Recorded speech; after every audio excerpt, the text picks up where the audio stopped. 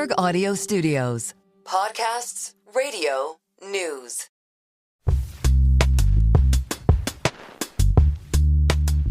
Welcome back to The Deal, everyone. I'm Jason Kelly alongside Alex Rodriguez. A very special episode of The Deal today. Magic Johnson, the one and only. We taped this live at the Milken Global Conference in Beverly Hills. It was electric, man. So electric. Well, Magic, he's one of one, right? And we were in his hometown right there in L.A., where he played for the Lakers and won 5 titles. I've known him almost 30 years. He's been a friend and a mentor. And I love the way he talked about valuing partnerships, demanding excellence. And he talked about some of his most recent partnerships, most notably his ownership stake in the Washington Commanders. He talked about Starbucks and a seminal deal that he made with Howard Schultz and what that took. He talked about institutional capital. And he talked about a couple iconic players. I mean, a team that we followed so closely, right? Oh, yeah, and that was the Olympic team in 1992. And, of course, that changed the NBA, made it a global sport. And he specifically talked about none other than Larry Bird and Michael Jordan. You'll hear all of that coming up on this very special episode of The Deal.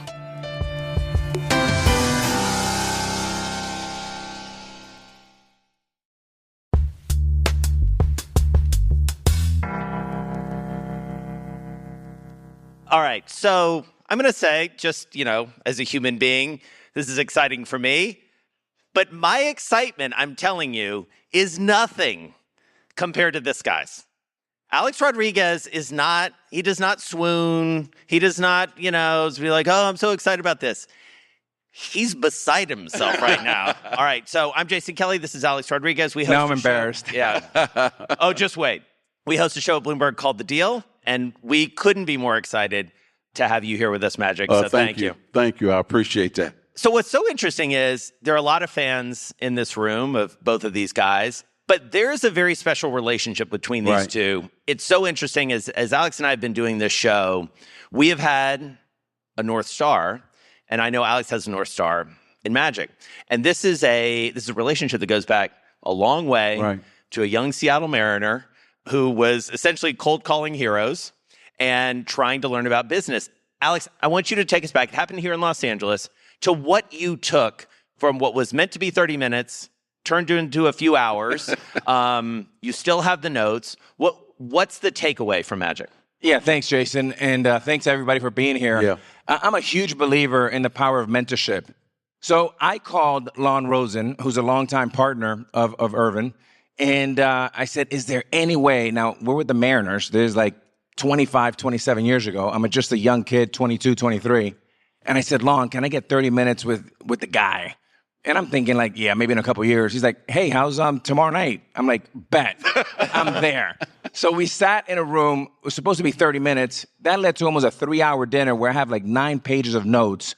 And there's no question in my mind that Irvin has impacted me. And without that dinner, because here's a man of color, here's a guy that was a Hall of Fame basketball player. He comes from humble beginnings, all things that I can relate with. Mm-hmm. And I said, if Magic can do it, why can't I? So anyways, I wouldn't own a team without Magic. I wouldn't have A-Rod Corp without Irvin. And I just want to say thank you. And I wanted to share that story with you. No, thank you. Well, let's talk about that, because what you have done over the course of the last, 30, 40 years is a series of unbelievable deals. And one of the most interesting things, and Alex and I talk about this all the time, is your movement to ownership. Mm-hmm. You have a partner, Mark Ein, here in the front row with the Washington Commanders. Yep. We spent some time with your partner, Josh Harris, last week in Miami. That's a seminal deal for the NFL. Right. I would argue it's a seminal deal for you. Would you agree? And how do you put that in the context of your deal making? No, it's the greatest deal I've ever done. I mean, listen, first, as a kid, I'm already a football fan. I played football, but I knew I was better at basketball, so I gave it up in high school to concentrate on basketball. But to know that I've been a big fan of the NFL, not knowing that a man of color could actually become an owner in the NFL. But I had Josh Harris said, hey, I want you to be a part of this ownership group. We had went after the Denver Broncos, but a young man from Walmart said, I don't care what you bid, I'm going to outbid you, so you might as well just keep your money, right? And Josh said, I said, okay, we give. But the team we're supposed to own, we own. Why did I say that? Josh Harris is from D.C., so he watched the Redskins as a boy. Mark Iron is from D.C., so he watched the Redskins as a boy. Mitch Rails is from D.C. So now they got men who grew up loving this team, who now become the owners and the gatekeepers. And I think, and I knew that we were going to do a fantastic job. And then for them to bring me in, it's a blessing for me, but also for men of color, but also former athletes as well. Right. It shows them that we can go from the court to the boardroom. And I want to thank Mark because he's here. Josh has done a wonderful job of leading our team and the ownership group. And look where when we bought the team, look where we are today, and it's going up and up and up. And I'm so happy to be a part of the ownership group. So, Irv, that's your best deal in sports, and we agree. That's just, and the NFL is one of one. Mm-hmm. I mean, Roger Goodell does an incredible job. We know that. But going to outside of sports and business, going back to the Howard Schultz days with Starbucks, 125 stores, or Mark Mastro with 24-Hour Fitness, right, and other deals. Also, you got in the insurance business. Right. What would you think is your seminal deal outside of sports? It have to be Starbucks because it gave me the stamp of approval. A lot of people wanted to take the meeting with me because they wanted the autograph and the picture. But then they said no, they didn't want to be in business with me. I knew we were going to Seattle, and I knew Howard Schultz sat courtside. So I said to the PR guy of Seattle, which one is Howard Schultz? And he said, there he is right there. I said, cool. I ran right over there to him, right? And I said, hey, I'm Irvin Johnson. I know who you are, man. Yeah. And I asked him, I said, could I take you to lunch or dinner the next time that we're back playing the Supersonics? And to sit down and just go over business and talk to you. And he said, okay. So a few weeks later, we went back up there, and my movie theaters was crushing it in the inner cities. It showed people you can make money doing business in the inner cities of America.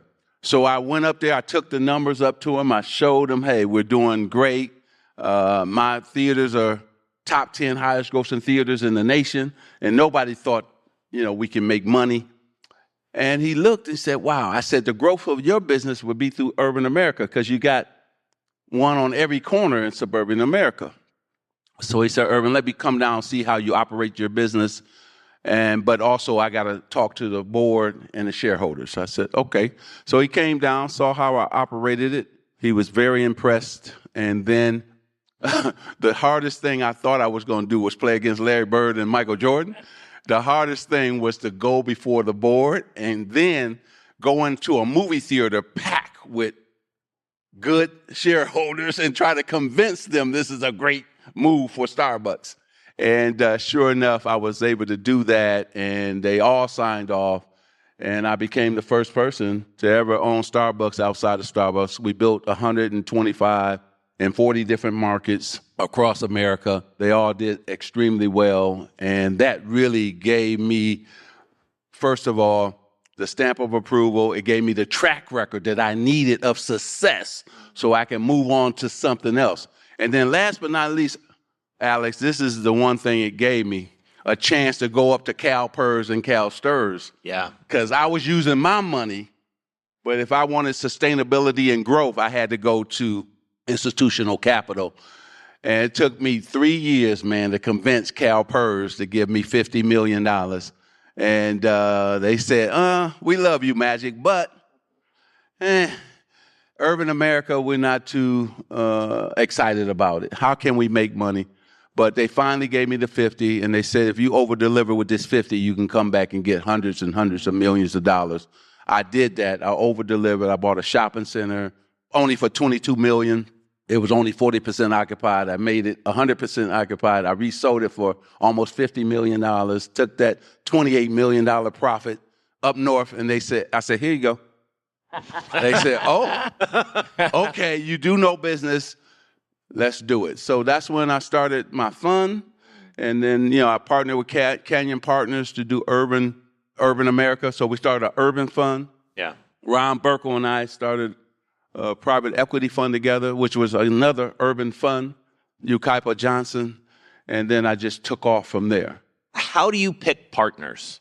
Well, first of all, we all in here have been through a bad marriage with partners. No, every single one of us, at least one, right? So I went through one or two of those, and I said, never again. And I always wanted to pick partners that could teach me something, that could help expand my knowledge in terms of business, mentor me in a sense. So sure enough, when I think about Mark Walters and Todd Bowley, Peter Gruber, all these people that we own the Dodgers together, they have done an excellent job of allowing me to grow, but also, too, to use my expertise as well. It's been wonderful. Bobby Patton, all of them. So it's been great. And then Mark and Mitchell and Josh is doing the same thing. Issues in D.C. that they know that, hey, I can, be a part of. The board, Mark and I was on boards. Josh assigned us to. And so it's been wonderful to be a part of it and have a voice, a real voice. Yeah. And so I thank Josh for that. And so I know what I know, and I know what I don't know, right? I think a lot of times when athletes are trying to become businessmen, they got to take their ego out of it and back up and really understand, hey, what do you really know, right? And to Alex's point, you got to get mentors, and you got to be with businessmen and women who want to help you grow. Right. And so all the teams that I'm involved in, it's been great to learn from the different people, men and women, and to expand my own personal growth.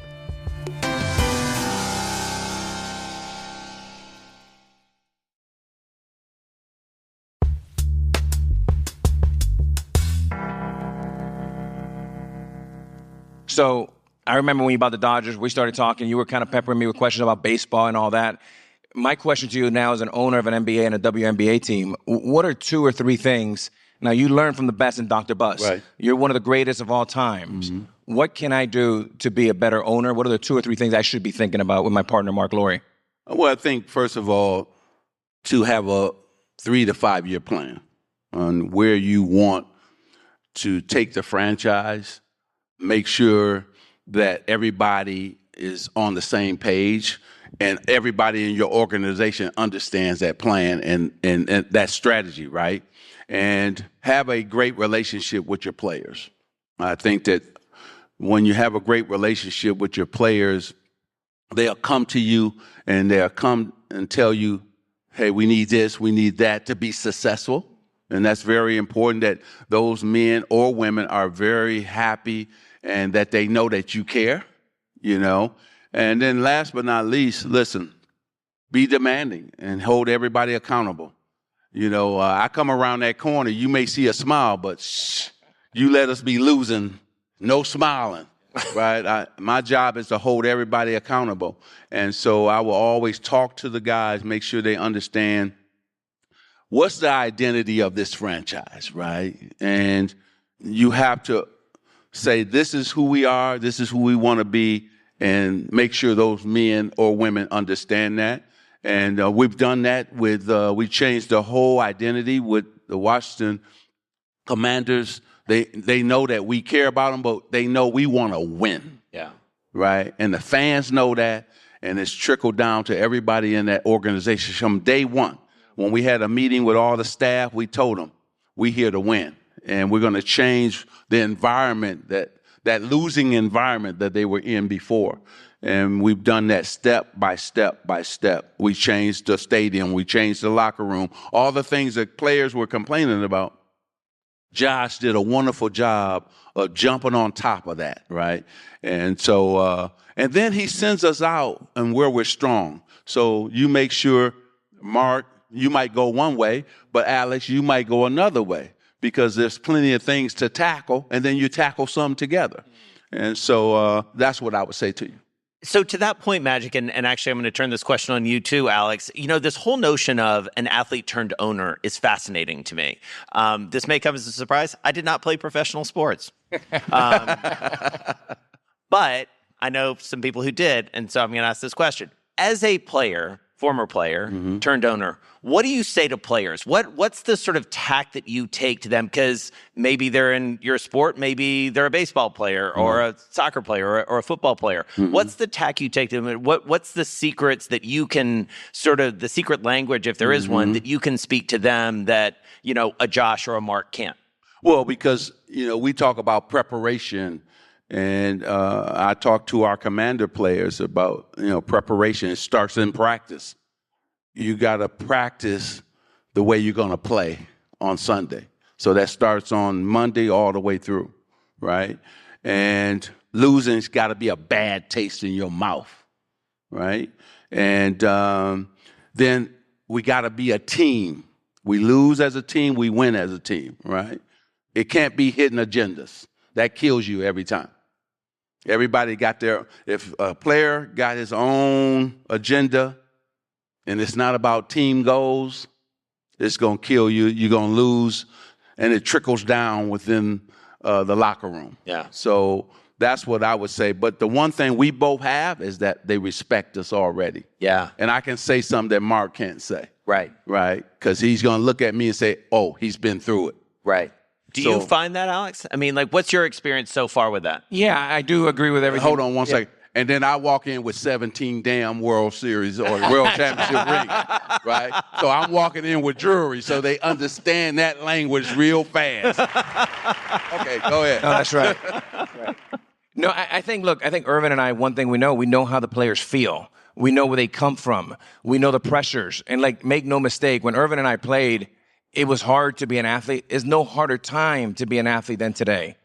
Thank God I didn't play at the height of social media. I got myself in enough trouble, but in New York City while winning a championship. But no one knows what nobody knows. Yeah, nobody knows about that. You're fine.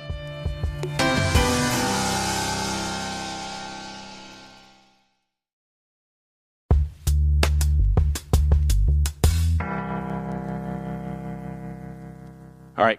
Can we do the rapid fire? Let's do it. All right. So on our show, The Deal, please tune in and download wherever you get your podcast. We do a little rapid fire segment. So we're going to hit you with this, Magic. Are you ready? Okay, I'm ready. All right. Just the first thing that comes to your mind.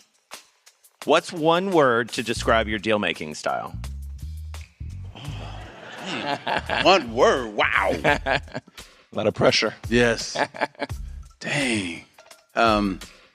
Success. Oh. Irv, what's more important to you, data or your gut? It's always my feel.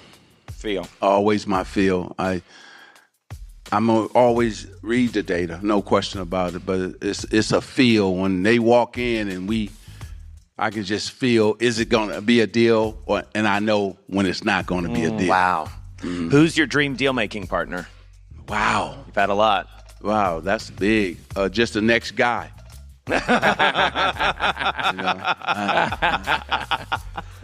Growth mode. Hey, no, I'm not choosy or picky. The next woman, next man, let's go get it done. And the one thing they're gonna know about me, everything I'm supposed to do, ask Mark, I'm gonna do it and more.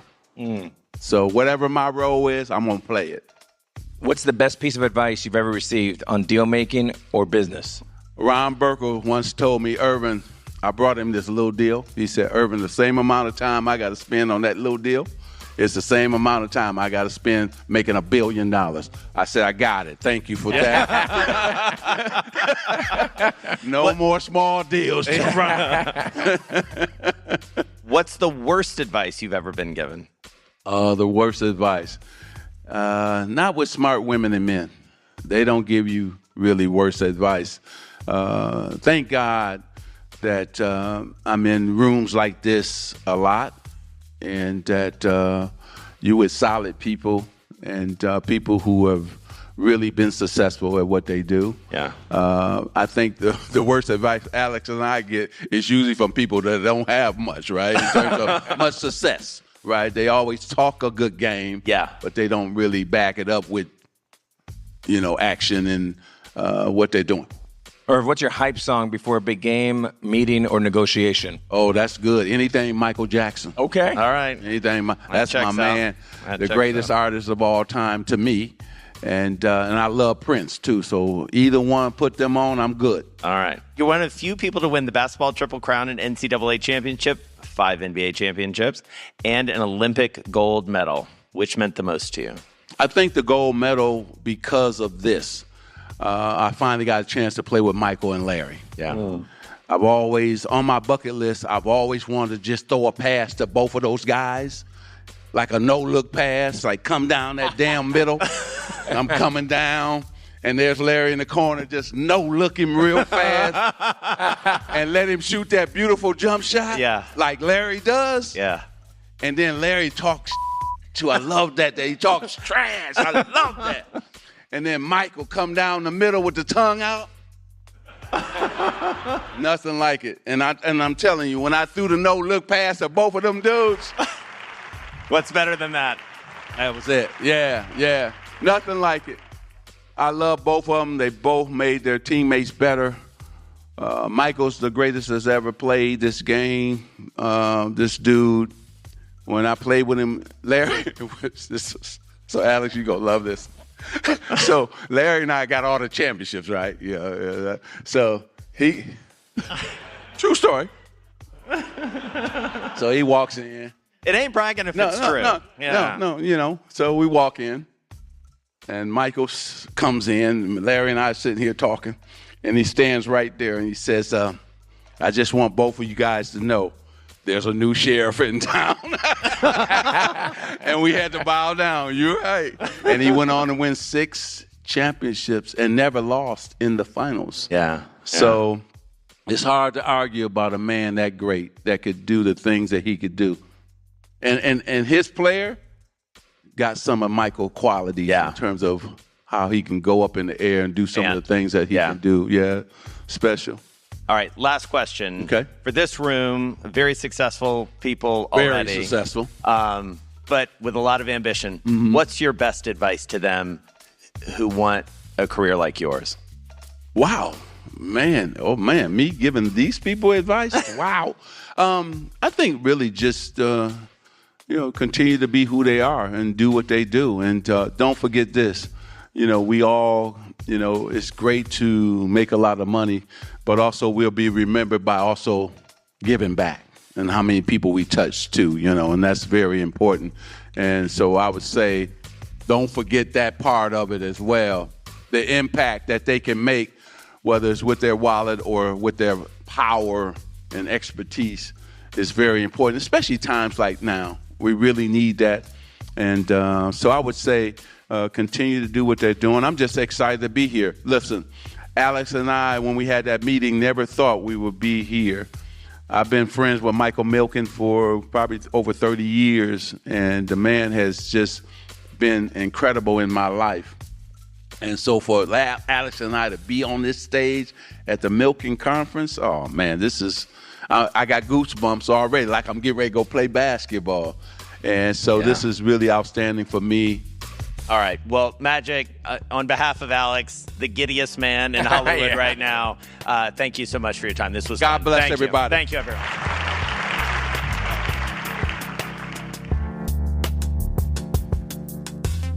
The Deal is a production from Bloomberg Podcasts and Bloomberg Originals. The Deal is hosted by Alex Rodriguez and Jason Kelly. This show was produced by Anna Mazarakis, Lizzie Phillip, and Stacey Wong. Original music and engineering by Blake Maples. David E. Ravella is our managing editor. Our executive producers are Jason Kelly, Brendan Francis Newnham, Jordan Opplinger, Trey Shallowhorn, Andrew Barden, Kelly LaFerriere, and Ashley Honig. Sage Bauman is our head of podcasts. Rubab Shakir is our creative director. Art direction is from Jacqueline Kessler. Joshua DeVoe is our director of photography. Alex Diakonis is our video editor. Listen to The Deal on Apple Podcasts, Spotify, or wherever you get your podcasts. You can also tune into The Video Companion on Bloomberg Originals and on Bloomberg TV. Thanks for listening.